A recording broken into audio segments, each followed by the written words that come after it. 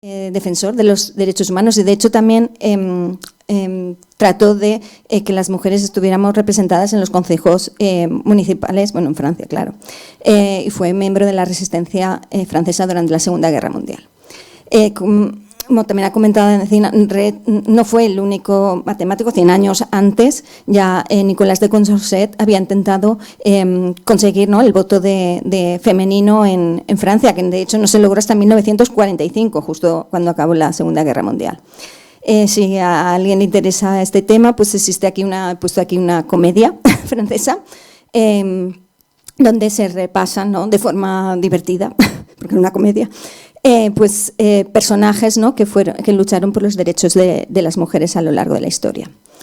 Dentro de la familia de Borel, otro aliado fue su director de tesis, Darboux, que fundó una institución de educación superior para mujeres, para enseñanza secundaria. Sin embargo, pues no todos en su familia académica fueron, digamos, aliados, sino, por ejemplo, ahí tenemos a Laurent Sbat, que aunque fue políticamente activo, pues no apoyó a su esposa, que era también matemática, Marie-Hélène Sbat, que era hija de Paul Lévy, que fue supervisado a su vez por Hadamard y Vito Volterra. Esto lo digo porque ahora voy a ligarlo con Vito Volterra, que también participó activamente en el antifascismo. Fue uno de los 12 de los 1.250 profesores que se negaron, a prestar el juramento de lealtad al gobierno fascista de Benito Mussolini. De hecho, pues esto hizo que lo expulsaran de la universidad y también de las academias italianas. Y claro, tuvo que dejar Italia. Bueno, pues Vito Volterra, que fue el fundador de la Società Italiana per il Progresso della Scienze, promovió unos estatutos innovadores de forma que posibilitaron la incorporación de las mujeres a dicha sociedad científica, ¿no? Y de hecho también apoyó a sus discípulas, ayudándolas a seguir en su carrera. Aquí vemos los nombres de las matemáticas, ¿no?, con las que trabajó Volterra. Y esto quiero señalarlo porque fue en contraposición de lo que pensaban muchos hombres de su entorno, ¿no?, que pensaban que las mujeres no podían alcanzar las altas esferas de las matemáticas. Seguimos ahora con Sofía Kovalevskaya, porque también veremos algunos aliados dentro de la probabilidad ligados con ella. Sofía Kovalevskaya fue la primera mujer que se doctoró en matemáticas y primera catedrática de universidad en Europa y una de las primeras en ser editora de una revista científica. Quiero señalar esto porque, claro, también no hay documento histórico que certifique esto, pero por las cartas y tal, pues parece que tuvo una relación muy próxima, ¿no?, con la hermana de Mita Leffler. Digo esto porque, claro, he querido hacer también aquí un guiño, ¿no?, al colectivo LGTBIQ, ¿no?, porque también es algo como que se queda ahí también oculto, ¿no? Y bueno, pues si en algún momento queréis también alguna charla sobre ¿hay vida LGTBIQ+ en la universidad? Pues aquí os dejo el nombre de Marina Logares, que nos hizo esta charla aquí allí en la Universidad Jaume I y bueno, que es una experta, ¿no?, en este tema. Bueno, pues como aliados de Sofía Kovalevskaya tenemos ahí a Chebyshev, que consiguió que Sofía Kovalevskaya fuera nombrada miembro honorario de la Academia de Ciencias de San Petersburgo. Y bueno, aquí tenemos también otros aliados, como Kirchhoff, que le permitió asistir a sus clases. Pero desde luego su aliado, digamos, mayor, digamos que sería Karl Weierstrass, que fue su mentor. Y, pues claro, como no podía asistir, pues le dio lecciones privadas gratuitas, ¿no?, durante 4 años. Y además después, pues, digamos que le ayudó administrativamente a que pudiera doctorarse, ¿vale?, ayudándose de otros alumnos, en fin. También otro de sus aliados fue Mita Leffler, que le dio un puesto como profesora en la Universidad de Estocolmo, aunque al principio pues eran sus alumnos quienes le pagaban, no tenía salario, hasta que ella fue nombrada profesora. Dentro de la parte de distribuciones de probabilidad podríamos centrarnos en Sophie Germain, porque alrededor de ella pues, vemos algunos aliados y no aliados, ahora lo veremos. Sophie Germain fue autodidacta porque no pudo acceder a la universidad. La École Polytechnique en Francia pues, no admitió mujeres hasta 1972. 1972, finales del siglo XX, ¿vale? Y de hecho, bueno, esto es una noticia de hace unos días. No sé si habéis visitado la Torre Eiffel. Bueno, en la Torre Eiffel están inscritos los nombres de los 72 grandes científicos con O, porque son solo hombres franceses. El nombre de Sophie Germain pues, no está entre ellos, pese a que pues, el trabajo que realizó sobre el desarrollo de la teoría general de la elasticidad pues, ayudó, ¿no?, en la construcción de la Torre Eiffel. Ha sido ahora en 2026 que se ha aprobado una lista de científicas para añadirla. Todavía no está aún la lista definitiva y, bueno, en fin, aún llevará un camino, ¿no? Pero fijaros que estamos en 2026. Bueno, entre los aliados de Sophie Germain, pues encontramos a Lagrange, porque, como he dicho antes, pues Sophie Germain no podía asistir a la universidad. Entonces entregaba los trabajos bajo el nombre de un amigo, Auguste Leblanc, Antoine Auguste Leblanc, y claro, cuando luego descubrió que se trataba de Sophie Germain, pues Lagrange la animó a continuar y la invitó a las tertulias que organizaba. Otro de sus aliados fue Legendre, que colaboró con Germain en pues eso, en pie de igualdad. Y también Fourier, que le permitió asistir a las sesiones cuando fue secretario de la Academia de Ciencias. De hecho, Germain fue la primera mujer que no era esposa de un académico en poder asistir a ellas. Y bueno, también entre los aliados podemos, de Sophie Germain, podemos nombrar o destacar a Gauss, porque bueno, se cartearon entre ellos,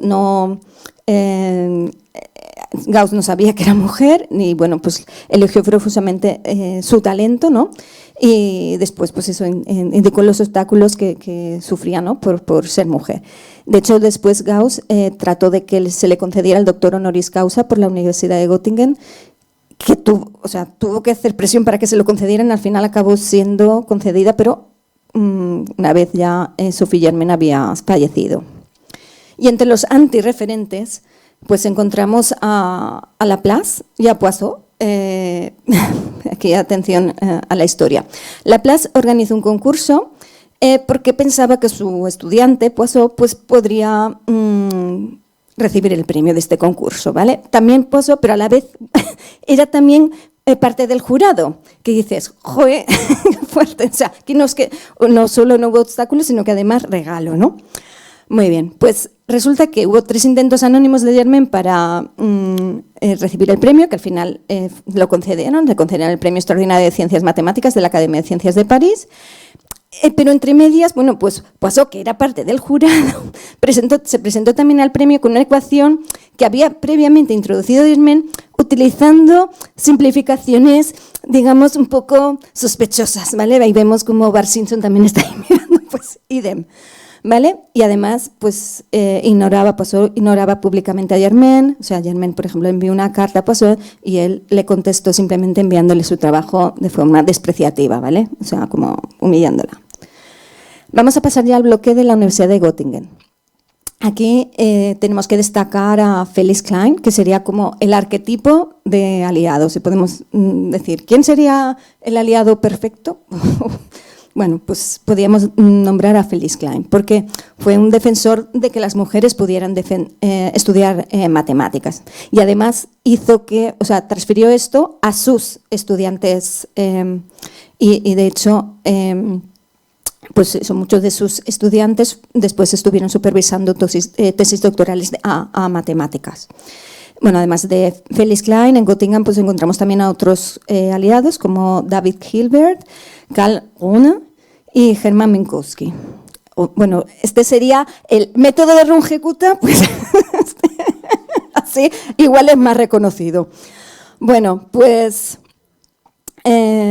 ahora que mucha gente, que si el lenguaje inclusivo tal cual, no sé cuántos, pues mirad, hace 130 años, Klein, el de la botella de Klein, bueno, Klein, ya lo estoy diciendo mal, buscaba ya ser inclusivo con su lenguaje, ¿no? Y aquí lo comenta Grace Chisholm-Young, que dice, comenzaba sus clases con oyentes en lugar de caballeros. Y si alguna vez se equivocaba, dice, se equivocó un par de veces, pues entonces rectificaba con una sonrisa. Bueno, pues os cuento aquí también la anécdota de Klein, porque hoy me he cambiado al valenciano, bueno, resulta que en la Universidad de Göttingen recibieron la solicitud de 2 matemáticas para asistir a las clases de Klein. Y el Cugat, que sería como un enlace entre la universidad y el ministerio, pues dijo que no.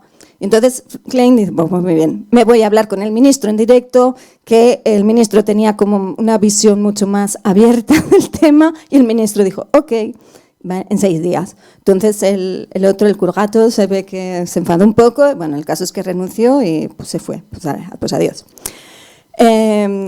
Y después, bueno, pues esto volvió a pasar más veces, ¿no? Y entonces, pues nada, Klein pues iba directamente al ministro, ok, le dábamos el ok y adelante, ¿no? El caso es que en 1895 pues ya había 9 matemáticas en Göttingen que formaron lo que sería la primera asociación de matemáticas. Pero no solo eso, sino que también acudió al Parlamento para defender que las mujeres eran tan capaces como los hombres y que tenían pues muchos obstáculos. Y de hecho, pues Prusia promulgó nuevas leyes para poder permitir que las mujeres pudieran inscribirse en las universidades y también participar en las escuelas secundarias, ¿no? De hecho, esa reforma educativa se denominó reforma de Klein. Gracias a ella, pues una de las hijas de Klein pues fue directora de una escuela secundaria para niñas que enseñaba matemáticas y física, y otra hija de Rune fue matemática en 2 empresas pues muy importantes. De todas maneras, seguían excluyéndose a las mujeres en los puestos docentes universitarios en Prusia. Esto hizo que Eminuta Noether, los amigos, pues no pudiera estar como profesora, ¿no? Pese a que ella tenía el respaldo para su habilitación de profesores como Hilbert, Klein, Rune, Cara Theodori. De hecho, bueno, aquí hay una anécdota, ¿no? Bastante conocida, ¿no? de cómo intentó Hilbert defender. Dice, no veo que el sexo de la candidata sea un argumento en contra de su admisión. Somos una universidad, no una casa de baños. Pese a ello, pues no pudo. Y bueno, he destacado aquí también a Hilbert, que supervisó la tesis doctoral de 6 matemáticas, 3 de ellas rusas, que también fueron, digamos, destacado aquí como aliado a Mendeleev, que también, bueno, abandonó su posición en la universidad en defensa del estudiantado. Aquí siempre hay unas historias que... Bueno, al final consiguió la habilitación también, otra vez hablando Klein con el ministro, en fin... pero aún así pues tuvo una posición muy precaria, o sea, no consiguió una cátedra para pagarle, pues mirar, aquí Kurgan tuvo que utilizar ahí una historia más administrativa, en fin, lo mismo Whaley, no había manera, ¿no? Y aquí pongo algunos antirreferentes, porque de Minuether pues se le ha conservado muchos comentarios sexistas, ¿no? Por su físico, por su vestimenta, ¿no? Aquí vemos en los comentarios de Tomás de Máticos, dice, ¿sabes cómo puedes distinguir a un pingüino de Minuether? Dice, un pingüino no lleva maletín, ¿vale? Entonces he querido señalar aquí esto porque los aliados deben intervenir en este tipo de situaciones, ¿no? Más matemáticos aliados, pues aquí tenemos a Hermann Sval, que apoyó también a Elizabeth Litinova, dándole clases particulares, en fin, y otras estudiantes. Que también lo ha nombrado encima Joan Stuart Mill, que propuso a Mary Somerville como primera firmante para solicitar el derecho al voto de las mujeres en Gran Bretaña, ¿no? O Richard von Mises, que no quiso permanecer en la Universidad de Estambul después de que no se renovara el contrato a su compañera Hilda Geringa.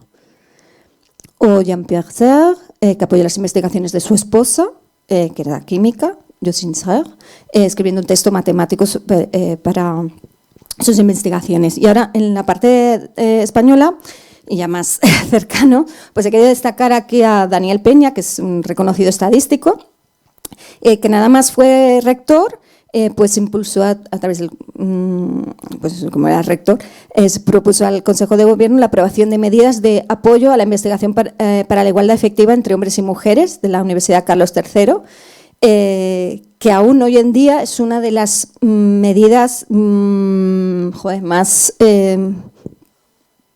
deseables, por decirlo de alguna manera, que existen en la Universidad Española, en la Universidad en general, pero en la Universidad Española en particular.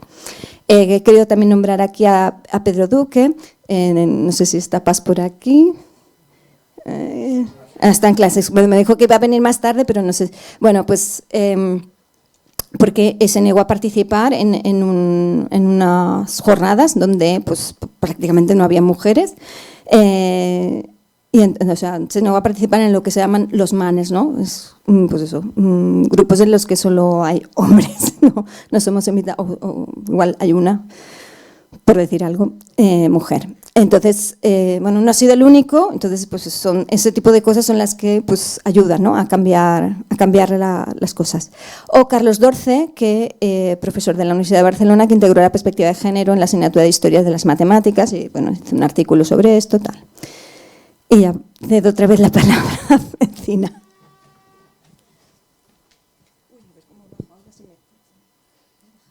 Sí. Bueno, después de este magnífico repaso que nos hizo Irene, estoy buena yo hoy. Voy a seguir con el campo de las mujeres en ciencia nuclear y radiactividad, porque es un campo que, como veis aquí, pues ha tenido contribuciones muy importantes de las mujeres.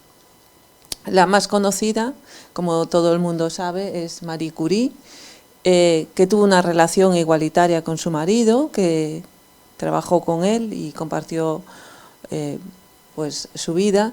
Y como dice aquí Xavier Roquet, pese a que apenas hemos oído la voz de Pierre Curie, nada indica que no saliera ganando también con estos arreglos. Un matrimonio convencional le habría dejado más tiempo para la investigación, pero le habría privado de compartirlo con su pareja.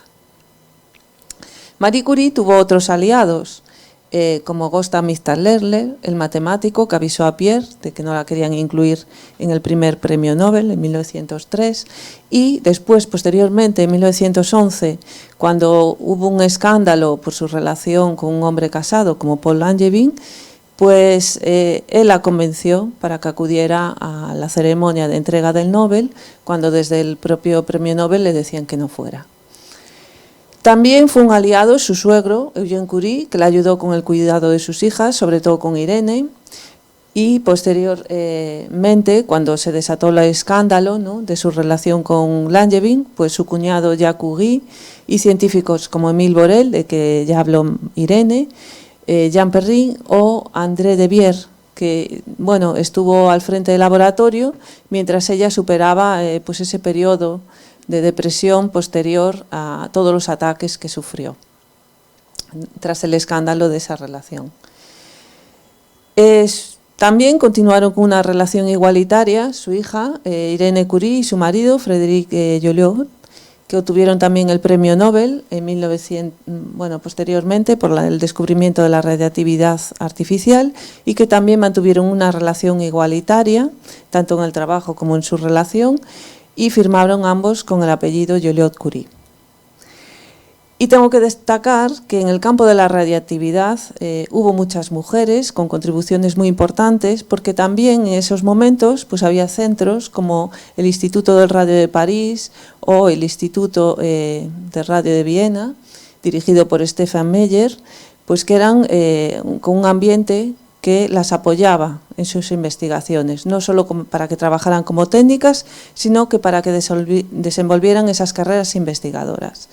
Y tengo que destacar también que esto sucedió en lo que se conoce como el periodo de la Viena Roja, que era un momento donde pues hubo unas políticas progresistas que todavía hoy perviven, porque Viena es la ciudad en la que tiene la vivienda más asequible, debido a estas políticas de la Viena Roja. Y quiero destacar aquí estas jornadas de ciencia y género del proyecto Männer, donde Joseph Simon nos habló de todo esto. Otros aliados que también hubo fueron los físicos como Frank Esner, Ernest Mach y Victor von Laue, que fundaron un comité de apoyo a la admisión de mujeres en los estudios universitarios y contribuyeron también pues, a la democratización de la enseñanza superior. Y dentro del campo de la física nuclear y otros campos, de la física, la química, la ciencia, pues las relaciones entre parejas que investigaban pues juntas pues ha sido muy fructífero, pero también ha sido problemática para las mujeres, lo que se conoce como el efecto Matilda, y que sufrió una física que da nombre a esta sala, Liz Meitner, que a pesar de impulsar el descubrimiento de la fisión nuclear, pues no le dieron el Nobel, porque su compañero de investigación de más de 30 años, Otto Hahn, se apropió del premio. Aunque tengo que decir que sí que tuvo aliados, como su profesor Ludwig Boltzmann, Max Planck, que sería su mentor, aunque él no apoyaba la entrada de las mujeres, o Niels Bohr, que sí que quería que le diesen el premio Nobel. Y aliados también, pues este equipo de investigadores, como recoge aquí en esta investigación de la Universidad de Valencia, hacia la igualdad de género en la historia del sistema periódico, el conjunto de investigadores que bautizaron el elemento de masa atómica, de número atómico 109, con su nombre. Y también quiero destacar aquí esta biografía de Laura Morrón, que me parece muy interesante, y también este proyecto Meitner y esta obra de teatro que yo tuve la suerte de ver en Santiago de Compostela también, y que, bueno, si podéis ir a verla os la recomiendo. Bueno, dentro de la física de partículas también tengo que destacar, quiero destacar este libro de Sohony, no sé cómo se lee, Sohony y Gose, Su espacio y su tiempo, que nos habla de todas estas científicas. Y aquí podemos ver Vibha Chaudhuri, una científica india que tuvo una gran importancia, pero que conocemos su legado pues gracias a estos dos científicos que publicaron este libro, y también al estudiante Ananio Bhattacharya, que propuso que la Unión Astronómica le diera su nombre a una estrella, la estrella HD 86081 Viva.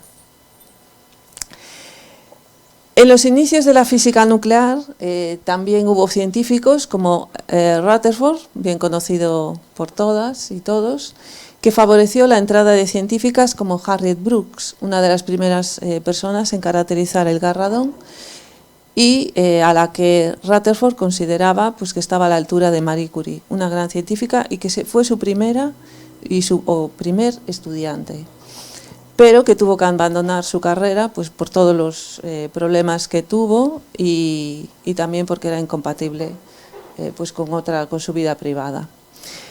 También quiero destacar Catherine Blodgett, que hizo su doctorado en Cavendish, en físico-química de superficies, y también tenemos que hablar de episodios en los que Rutherford tampoco se comportó, que fue cruel con sus alumnas, como Cecilia Payne, como se revela en este libro, y que también en este laboratorio pues hubo otros científicos que eran tolerantes, o incluso los que obstaculizaban carreras, como Emil Fischer. La segunda mujer que obtuvo el premio Nobel en física sería Marie Gopper-Meyer, y tuvo la suerte de tener aliados como su padre. Bueno, quiero decir que un periódico local, cuando le dieron el premio Nobel, anunció así la noticia, como recoge Jesús Navarro en su biografía: una madre de San Diego gana el premio Nobel de Física. Con esto ya decimos todo. Y bueno, aparte de su padre, pues tuvo aliados como Max Bohr, que la invitó a unirse a su seminario de física, su esposo, y el físico Enrico Fermi, que también apoyaría la carrera de Mildred Dessel-House, probablemente, bueno, pues porque él venía de una institución con un ambiente igualitario. Y la antítesis de Max Bohr, del que hablé anteriormente, pues sería el químico alemán Fritz Haber, que, bueno, empezó, digamos, que la investigación en guerra química, y que sería trágica también para su familia, porque él era judío y luego muchos de sus familiares murieron con esos mismos gases que él ayudó a desarrollar. Y bueno, estaba casado con Clara Immerwahr, que fue la primera mujer doctora en química en Alemania, y que su carrera se quedó sepultada por los cuidados, por el matrimonio, por el trabajo doméstico, y que se oponía a esa investigación. Y bueno, se suicidó en 1915 y se atribuye ese suicidio, bueno, pues a esa oposición a esa investigación. Lo contrario de Fritz Haber sería Herta Ayrton, porque Herta Ayrton desarrolló un ventilador para extraer esos gases de las trincheras, que fue la primera mujer miembro de la institución de ingenieros eléctricos. Era sufragista, apoyaba muchísimo el movimiento sufragista, porque a ella también la habían apoyado otras mujeres, pero que también tuvo aliados como su propio esposo, que no compartió su investigación con ella para que no le atribuyeran los méritos de ella, y al igual que hizo Eladio Viñuelas con Margarita Salas cuando se vinieron a España. Y también John Perry, que la propuso como miembro de la Royal Society, pero no la admitieron porque era una mujer casada. La Royal Society, como nos dice Londa Siebinger, durante casi 300 años la única presencia femenina fue un esqueleto preservado en la colección anatómica. Bueno, pero sí que hubo aliados como Norman Lockyer, astrofísico y editor de Nature, que apoyaría desde esta revista la entrada de las mujeres, y también no aliados como William Huggins, que pese a compartir pues, la investigación con su mujer, pues tenía miedo de que en este periodo, ¿no?, que era el periodo de las sufragistas, pues que trivializaran su institución. Dentro de la astronomía también hay grandes contribuciones de las mujeres, entre ellas las de las mujeres astrónomas de Harvard, y como aliados, voy a hablar otra vez de este matemático del que ya nos habló Irene, Gustav Mitter-Leffler, que le envió una carta a Henrietta Swan-Levy para proponerla al Nobel, pero desgraciadamente ella ya había fallecido hacía 4 años. No aliados sería Charles Pickering, que fue el que contrató a todas estas mujeres, no porque creyera en ellas como investigadoras, que sí que lo fueron y muy grandes, sino que pensaba que hacían bien su trabajo y eran mano de obra barata. Y por último, una de las astrónomas más importantes, Vera Rubin, pues tuvo también aliados muy importantes, como su propio esposo y físico de profesión, su profesor de matemáticas en el instituto, el investigador Martin Schwarzschild al inicio de su carrera investigadora, donde sus investigaciones, bueno, pues eran tan poco ortodoxas que sufrieron muchos ataques, George Gamow, que dirigiría su tesis, Francis Hayden, que era el director del departamento de Georgetown, y Ken Ford, que sería, bueno, pues su colaborador y que era el fabricante de instrumentos, y con él investigó sobre cúmulos de galaxias. Como no aliado sería su profesor de física. Vera recordaba la clase de física como un gran club de chicos machos y las prácticas de física como una pesadilla. Esto lo recoge esta biografía, que también os recomiendo, de Jacqueline Midlon y Simone Midlon. Pero la manera, sobre todo destaca que la manera como el profesor explicó uno de sus temas le irritó. Algunos hallazgos, decía el profesor, requerían conocimiento y genialidad. Entonces citó ejemplos, todos protagonizados por hombres. Otros, científicos que habían hecho hallazgos importantes, según aseguraba, se apoyaron más en la diligencia y el trabajo duro que en la genialidad. Y el único ejemplo fue Marie Curie. Frente a esto, vuelvo otra vez a Tasmania, a Paolo Giordano, y él, que es el protagonista, como profesor, dice: en noviembre de 2017 volví a Trieste a impartir mi curso. Tenía la cabeza repleta de biografías de físicos nucleares y decidí dedicar las clases a este tipo de historias. De pronto, una estudiante levantó la mano y me preguntó si se me había ocurrido incluir alguna científica en mi panteón. Repasé para mis adentros algunos nombres, no muchos, la verdad, y dije, pues a Marie Curie. Y bueno, ser un aliado es también hablar de todas estas científicas en nuestras clases. Y antes de dejarle paso a Irene, con las conclusiones, pues puse esta frase de Lynn Margulis: la vida es una unión simbiótica y cooperativa, que permite triunfar a los que se asocian y que es muy interesante y muy importante en estos momentos de crisis civilizatoria. Bueno, Irene.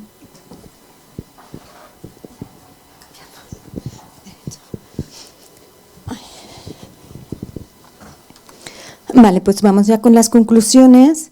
Bueno, hemos visto cómo es importante que el grupo de poder, ¿vale? Pues del apoyo, en este caso el grupo de poder pues serían pues hombres blancos heteros, para eso, eliminar obstáculos a otros grupos, digamos, minorizados, ¿no?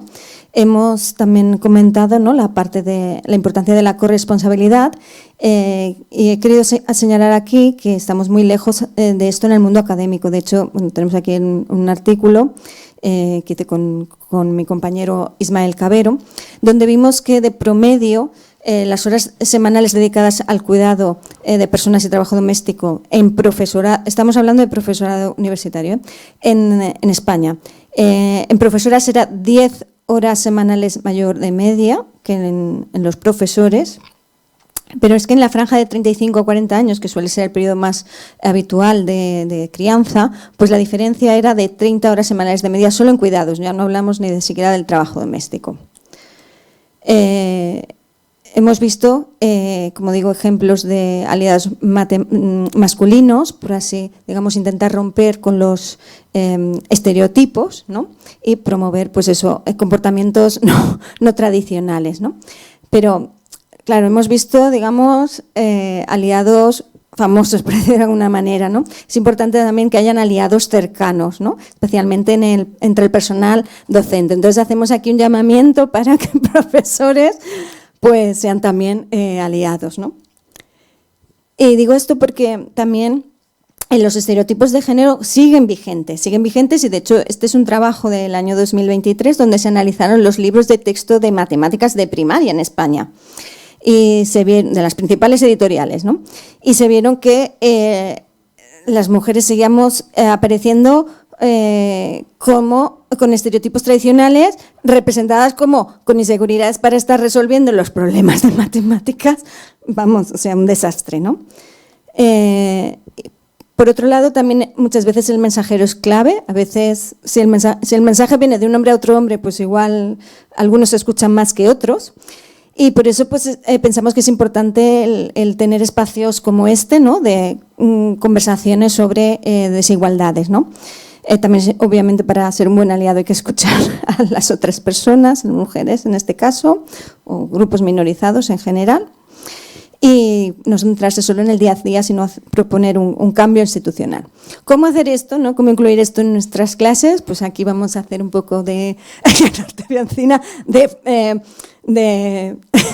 propaganda de nuestro libro, que como son gratuitos, pues tampoco es que ganemos mucho, pero bueno. Bueno, el caso es que tenéis ahí las guías para una docencia con perspectiva de género, tanto en física como en matemáticas, que está en distintos idiomas, castellano, catalán, inglés, gallego, en fin. Entonces ahí fueron reconocidas por la Comisión Europea. Y luego, pues mira, un ejemplo de cómo incluirlo en clase, pues eso, tenemos que tratar de potenciar la colaboración, la cooperación, deseo de superación, el gusto por trabajo bien hecho en lugar de la competitividad o el individualismo, ¿vale? Entonces, por ejemplo, sacar notas como un ranking, eso es muy competitivo, no es una cosita que debamos considerar. Y nada, ya casi para acabar, espero que esto haya sido una semilla para el cambio. Y queríamos pensar a ver si echamos la vista atrás y reflexionarais, ¿no?, si conocíais algún aliado antes de esta charla. Eso ya cada uno que lo piense, ¿no? Y esto, pues, en cualquier caso, pensamos que sería un buen punto de partida para mayor implicación de los que ya sois aliados y si no, pues, para comenzar el camino hacia la igualdad. Muchas gracias por vuestra atención.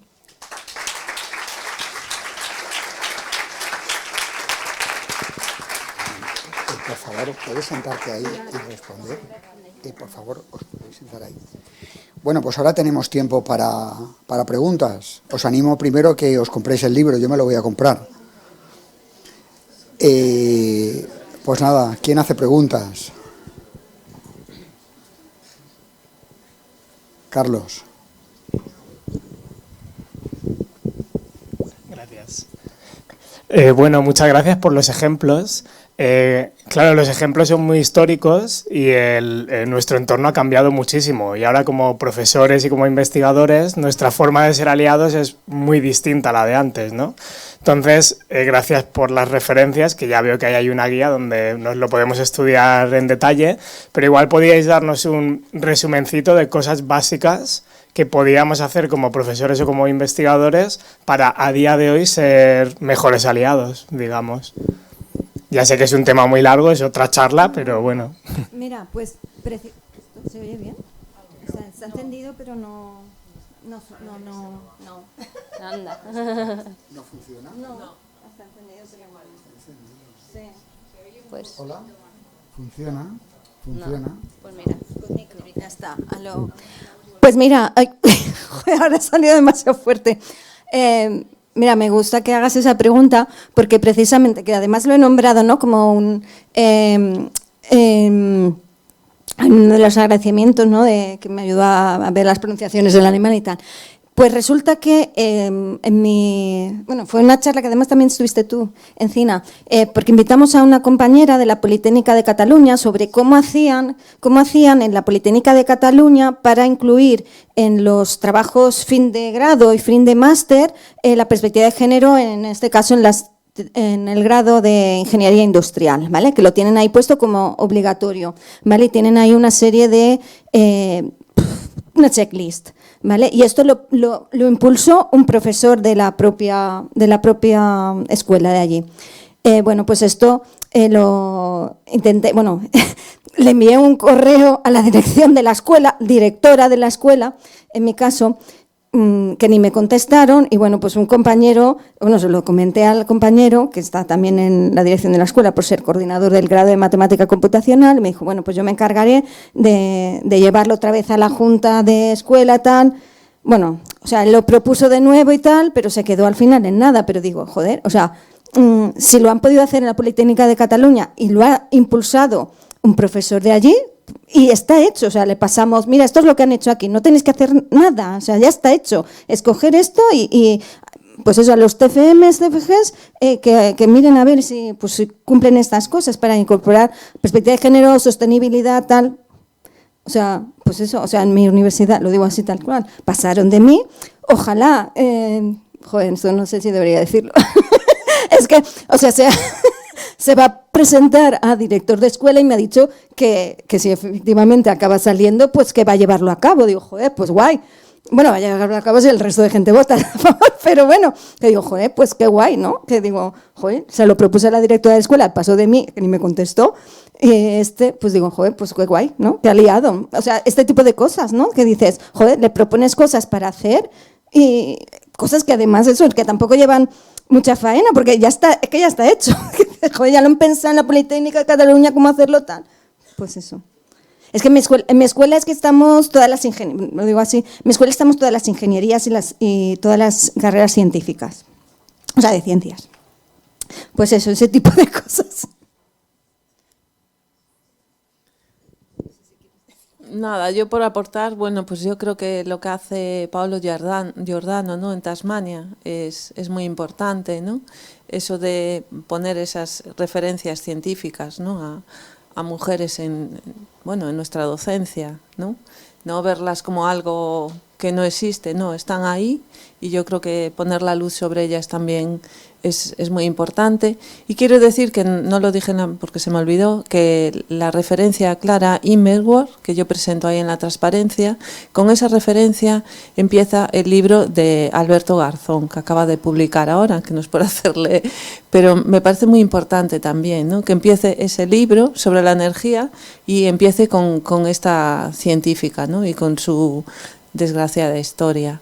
Entonces yo creo que se pueden hacer muchas cosas, la participación, y sobre todo creo que el ambiente en el aula. El ambiente en el aula pues debe ser un ambiente de colaboración. Eso es muy importante para fomentar pues esa colaboración y que las alumnas estén a gusto y haya un ambiente en el que todo el mundo pueda participar. No sé si contestamos, pero Sí. Bueno, en realidad en la guía no está lo de los aliados. Lo de los aliados fue después, porque la guía, bueno, Encina creo que fue en el 2018, ¿no? La mía salió en 2020. Pero aquí en este, o sea, lo que hemos contado es de este artículo que está aquí, ¿vale? De Revisiting Male Allies in Mathematics and Physics Through History. O sea, lo que hemos contado está ahí. De todas formas, cualquier cosa que tengas así curiosidad, pues tienes nuestros correos y encantadas de lo que lo que podamos, pues ayudarte. Y gracias por el interés, sobre todo, que es lo más importante.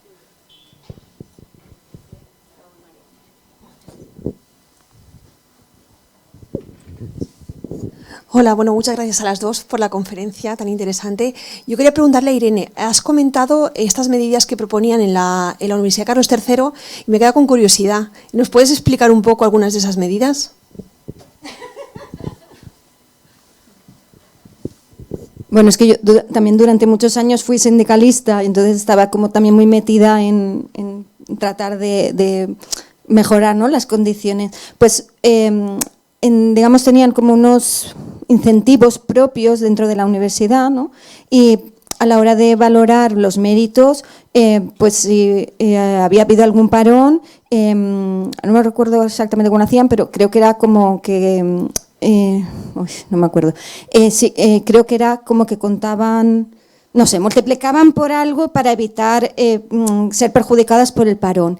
Y luego, y luego también durante 2 años les reducían la docencia para poder recuperar la investigación. O sea, presentaban un proyecto de investigación para para poder recuperar la investigación por el parón.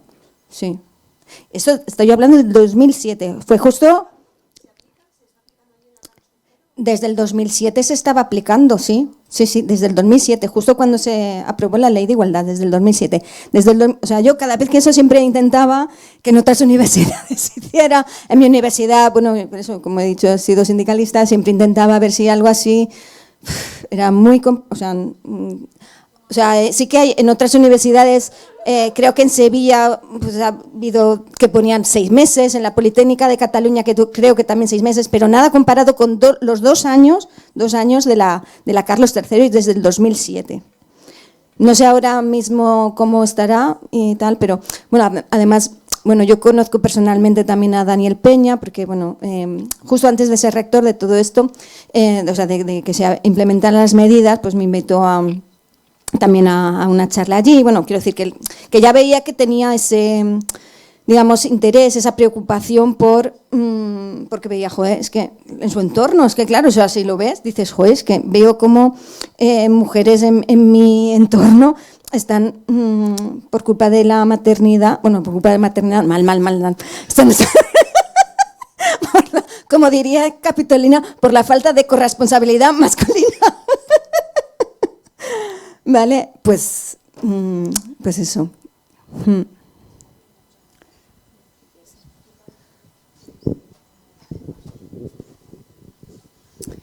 Creo que uno de los problemas de la invisibilidad de la mujer en las publicaciones era firmar con las iniciales únicamente. Desde hace un tiempo eso se trata de evitar, por lo menos en algunas revistas, que se firma con el nombre entero, porque antes solo se podía saber si una mujer era una mujer si tenía un apellido de estos que acaba en A, cuando, bueno, de tipo Rusia, etcétera. De todas formas, bueno, yo había levantado la mano para otra pregunta. Habéis mencionado, Encina ha mencionado a Catherine Blodgett, pero ha dicho muy poquito de ella. ¿Sabéis algo más? ¿Cómo le fue? Porque hasta hace un año yo no sabía que era una mujer. Sabía del método Langmuir-Blodgett, pero no sabía que era mujer y tenía curiosidad por si sabéis algo más de su biografía.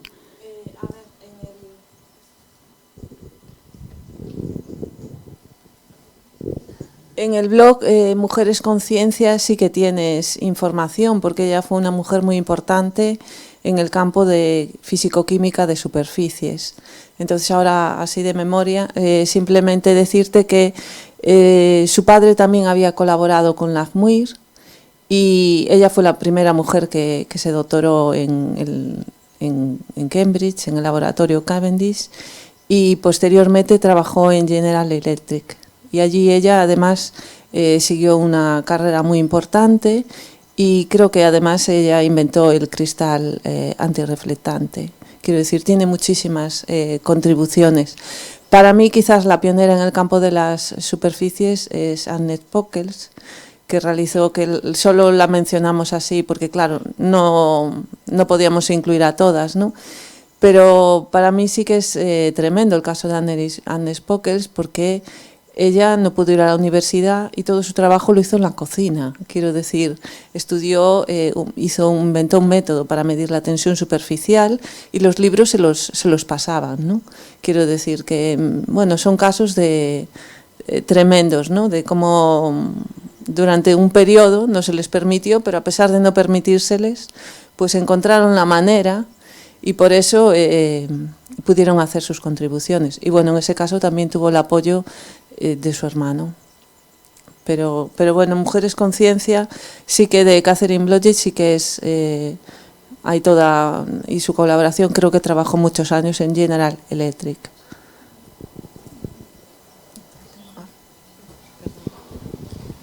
¿Más preguntas?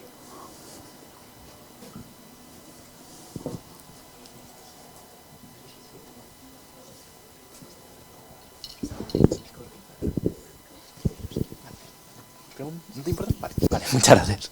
Pues quería agradecer primero la charla y bueno, en la Universidad de Valencia estamos haciendo una especie de proyecto que trata sobre ir por los institutos para dar charlas para intentar aumentar el número de chicas que quieran estudiar una carrera de ciencias porque es bastante bajito. Y la verdad es que la charla que habéis dado es bastante interesante y queríamos saber si sería posible encontrarla en algún sitio o descargarla o, no sé, recibir esta información para poder darla en las charlas que demos en los institutos.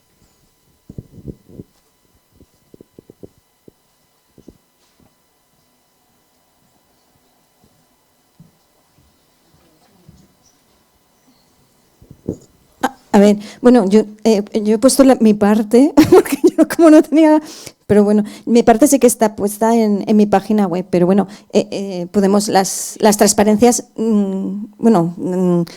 las puedo poner ahí en la web, claro, tenéis, por supuesto, al revés, cuanto más difusión se haga, mejor, y sí, por supuesto que sí, quiero decir, sí. Yo en mi página web lo pongo todo está todo ahí. Sí. No sé qué si has dicho algo. Bueno, insisto que se ha grabado, espérate porque la compañera también quería preguntar y por supuesto el enlace a la web de la facultad es libre y podéis utilizarlo sin ningún problema. Hola, gracias.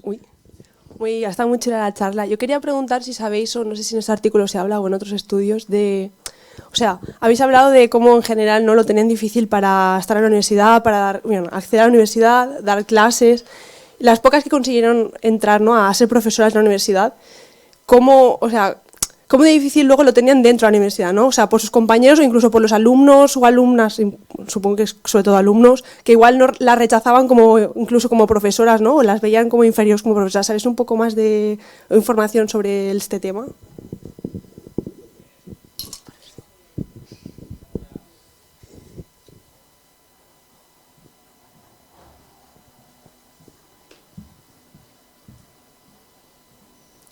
Bueno, yo voy a decir que Emilia Pardo Bazán, cuando consiguió la cátedra, creo que no tenía alumnado, que iba ella y no entraba nadie a las clases, ¿no? Creo recordar. Y bueno, yo creo que, claro que lo tuvieron difícil. Marie Curie, fue tras la muerte de su marido, ¿no?, que consiguió la cátedra, ¿no?, dar las clases, pero lo que sí hay hoy en día es mayor exigencia, o eso dicen, a la hora de juzgarnos. Quiero decir, como profesoras, se nos exige más a las mujeres, ¿no?, porque parece que tenemos que esforzarnos más, que cuidar a nuestro alumnado, algo que no se le exige al profesorado. Y en general lo que se dice es que las encuestas pues que nos da menos nota en general a las mujeres que a los hombres. Y bueno, quiero pasarle a Irene para que comente. Bueno, por eso que has comentado, hubo un estudio que, o sea, en una asignatura virtual, porque si no, claro, ves quién es quién, ¿no? Hacían lo mismo, pero uno adoptaba el rol de mujer y otro el rol de hombre, ¿vale? Y haciendo lo mismo, al hombre lo puntuaban más y a la mujer menos, ¿vale? Por lo que ha dicho Encina. Pero no solamente ahí, o sea, hay un estudio muy conocido, ¿no?, del PENAS, ¿no?, en el que se enviaron los currículums de dos, o sea, se intentaba contratar a unos técnicos, técnica de laboratorio, y se enviaban el mismo currículum, uno firmado con el nombre de John y otro firmado por el nombre de Jane. Y con el mismo currículum, tanto profesores como profesoras, esta es la cuestión, a John le estaban dispuestos a pagarle mucho más, no me acuerdo, o sea, cuánto, pero, o sea,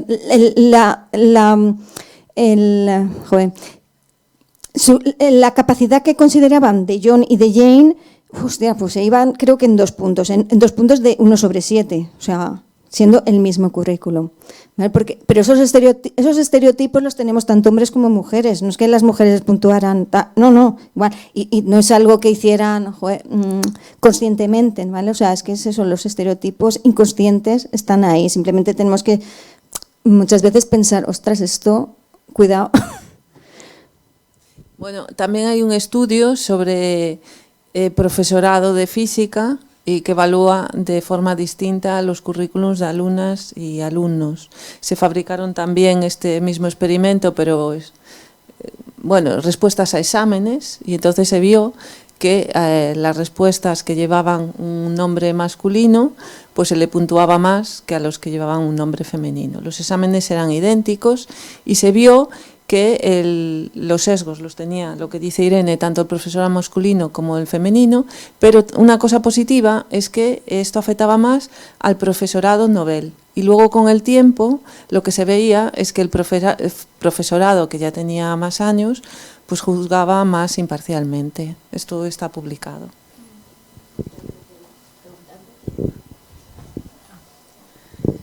Bueno, muchísimas gracias a las dos. Una charla muy, muy interesante. A mí me ha llamado la atención que entre aliados y antialiados han aparecido varias veces los profesores de secundaria o de primaria.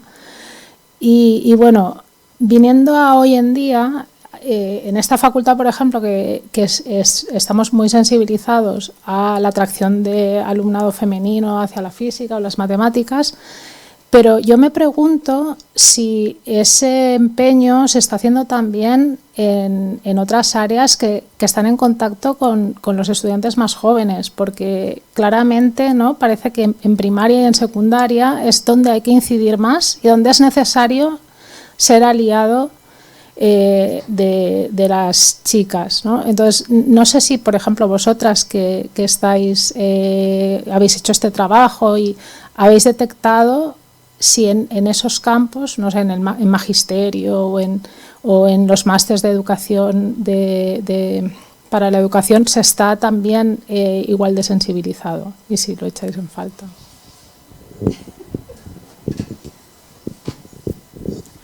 Pues mira, resulta que hicimos otro trabajo, es que tenemos aquí unos cuantos trabajos juntas, resulta que preguntamos a las unidades de igualdad de toda España diversas preguntas, y una de ellas era si tenían dentro de los planes, si tenían la carrera de magisterio y si tenían máster de profesorado, si tenían alguna asignatura sobre, en este caso, coeducación en matemáticas, porque bueno, en magisterio pues matemáticas, tal. En la inmensa mayoría de los casos era 0, no. O sea, salen de los grados de magisterio y de los másteres de profesorado en secundaria sin formación en igualdad. Y en muchos casos, pues no tienen ninguna formación. De hecho, en el año 2020, o sea, después del confinamiento, hice una un curso de coeducación en matemáticas que fue online, que participó pues, tanto profesorado de primaria como de secundaria, bueno, de universidad, pero bueno, sobre todo era primaria y secundaria. Y después hice una encuesta y me decían que la inmensa mayoría no habían tenido ninguna formación y para ellos, o sea, todo lo que dábamos en el curso era nuevo, pero que sí que les había resultado muy útil. Pero, o sea, no tenían formación y no es algo que se dé en general, porque, o sea, si miras los cursos, pues así, pues de igualdad, pero genérico, no digamos específico, y en muchos casos es que era como así, de verdad, que por ejemplo en matemáticas, claro, porque nosotros cuando estudiamos éramos más o menos paritarios en matemáticas, 50-50, pero ahora que ha ido bajando cada vez más la matrícula de las chicas, que están en 36%, ¿no? Por ahí. Claro, el profesorado, que además no todos son de matemáticas, pero era como, ¿en serio ahora pasa eso? O sea, no son conscientes.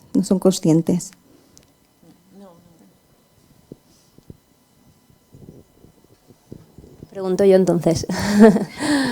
A mí me ha interesado mucho la tijera que habéis mostrado al principio, ¿no? Porque parece como que la etapa predoctoral es más igualitaria, a pesar de que tenemos siempre menos estudiantes en física, ¿no? Me imagino que esto es un poco más genérico de ciencias. ¿Cómo podemos hacer para retener a la gente una vez acaba el doctorado? Es que ahí ahora me estaba y sobre todo las chicas, no es que solo que las atraigamos a hacer la tesis, sino que luego se queden. Y claro, reflexionando, pues me viene a la cabeza pues mi ejemplo, el ejemplo de María, ejemplo de muchas que hemos pasado por ahí, de que la etapa postdoc te vas fuera. Y te vas fuera en el momento en que tienes que ser madre o quieres ser madre y tienes todas las trabas de no tener la familia y tal, y luego vuelves y te cargan una barbaridad de créditos de docencia y ahí aliados no hay de ningún tipo, ni de departamento ni institucional. Entonces, ¿qué se puede hacer más que...? Porque aquí ya no es cuestión de... Ahí ya la gente ya está dentro del sistema, ¿no? Quiero decir que ya las referentes femeninas, yo creo que esta etapa ya la tenemos ciertamente cubierta, ¿no? Ya no estamos convencidas de que nos gusta lo que estamos haciendo, ¿no? Pero ¿cómo las podemos retener? ¿Qué tipo de medidas tenemos que pedir ahora que estamos precisamente en elecciones, ¿no? En la Universidad de Valencia, ¿no? ¿Qué podría hacer la universidad para que en esas etapas donde mayor carga tenemos las mujeres, ¿no? Pues corresponsabilidad o simplemente pues porque decides dar una lactancia durante más tiempo, que eso ya, a pesar de que tú con tu pareja pues tengas cierta acuerdo y tal, pues bueno, hay más carga obvia en la mujer, ¿no? Entonces, ¿cómo podemos hacer desde las instituciones, ¿no? Para protegernos? Bueno, yo lo que he comentado antes en la Carlos III, ¿no? Que les dejaban 2 años de reducción de docencia. O sea, le reducían la docencia, que ahora me he acordado, que me viene ahí, el 50%. Le reducían la docencia el 50% durante 2 años. O sea, presentaban un proyecto, no es que fuera así tal cual, sino presentaban un proyecto, después creo que, no sé si lo valoraban al año, si había, vamos, pero sí. Y yo, a ver, como ahora ya tengo una cierta edad, pues esto mismo que has comentado tú, pues digamos que ya lo he vivido en otra, o sea, lo he vivido como ya de adulta, ¿no? De senior, ¿no? Y es eso, o sea, joder, pues hay que apoyar precisamente los y las que ya estamos en una cierta posición, precisamente a quien vemos que están abajo. Es decir, yo he tenido ya unos cuantos y cuantas hijas académicas y para mí yo los apoyo ahí hasta el final, hasta que están ahí colocaditos y colocaditas, incluso después de estar. O sea, creo que eso es súper importante, ¿no? Que hay muchas veces que dices, bueno, pues han dirigido la tesis de cualquier forma, que eso también ahí me toca un poco las narices, ¿vale? Y no. O sea, si quieres cuidar, hay que cuidar a la persona y pues eso, ir ayudándolo a lo largo de la carrera. E incluso aunque no tenga relación, pues gente que ha entrado nueva, precisamente por eso, porque entra nueva, tal, son como, no estoy recordando el caso de una compañera mía, pues además acaba de ser madre y tal, pues un poco ayudándola a reincorporarse además, porque precisamente esto que has comentado, ¿no? Que se fue fuera, luego no pudo después entrar en el mundo académico, acabó en la empresa, después volvió a la academia, claro, el volverse a reenganchar y tal, y eso pues decir, ostras, joder, es que es obvio, joder, esta chica o este chico, pero joder, que sobre todo ella que dices, hostia, acaba de ser madre y tal, pues eso, ayudarla, bueno, quieres meterte en esta investigación, tal. Yo creo que eso es súper importante, que las personas que, digamos, ya estamos en una cierta posición, pues eso, que ayudemos a los de abajo. A ver, esos son mis hijos, mis hijas, seguro, pero a los que no, que también, que digamos, del entorno, que tal, pues ostras, claro que sí, hay que echarles una mano. Pero claro, eso estoy hablando a nivel personal, pero es que a nivel institucional es algo que se debería implementar.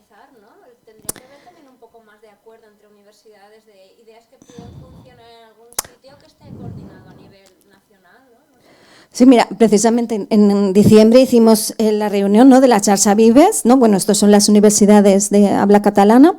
Precisamente estuvimos hablando de todo esto, ¿no?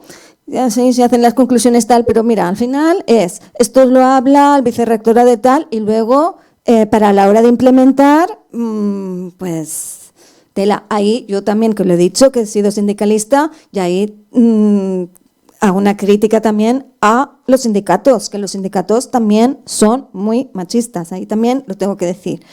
Entonces, claro, a ver, otro gallo cantaría, sí, también desde los sindicatos, los planes de igualdad se está cumpliendo, porque es que luego, o sea, puedes poner muchas cosas, pero luego si no los cumples, pues no pasa, no, esto no puede ser, o sea, y también, entonces, joder, tú dices, hostia, mesa negociadora, pasa y no, dices, coño, que no hay ninguna medida de igualdad, que se está incumpliendo el plan de igualdad y no estáis diciendo nada, o sea, quiero decir, ahí por eso estoy hablando de los aliados, que los aliados también hay los hombres en todas las esferas, entonces, quiero decir, es cuestión de tirar una mano, tanto a nivel cercano, pero sobre todo a nivel institucional, pues eso, tipo, la medida de, pues, ostras, no solamente haces el 50%, pero, jolín, ¿cómo puedes hacer para ayudar a esta persona que se incorpore en su grupo, ¿no? Porque siempre que ha habido un parón, jolín, cuesta reincorporarse, ¿no? Yo lo reconozco porque también lo he pasado. No sé, ¿quieres decir algo? Bueno, yo creo que expulsión deberíamos decir. ¿Cómo nos expulsan, no?, de la carrera académica, ¿no? Bueno, pues primero le llamamos expulsión y entonces a ver si entonces nos empezamos a poner a hacer algo, ¿no? Porque hasta ahora no se hace nada. Y luego también quiero decir que vivimos en una etapa, ¿no?, dentro de la universidad de lo que se llama neoliberalismo académico, ¿no? Esto de que tienes que publicar, tienes que irte a hacer esta estancia, tienes que...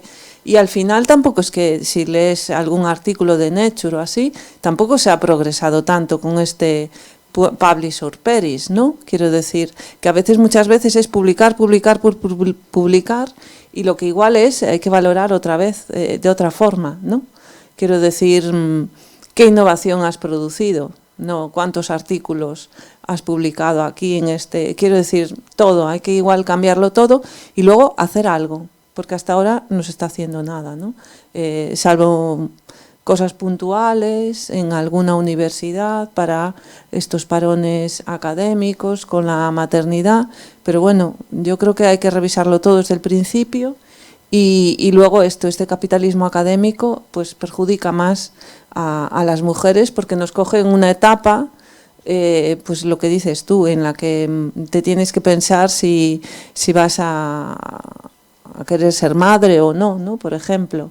Y luego también no nos olvidemos de los cuidados de las personas mayores, que yo ahora estoy en lo que le llaman la generación sándwich. Yo estoy por arriba y por abajo, ¿no? Adolescencia y cuidado de personas mayores, ¿no? Que nos están...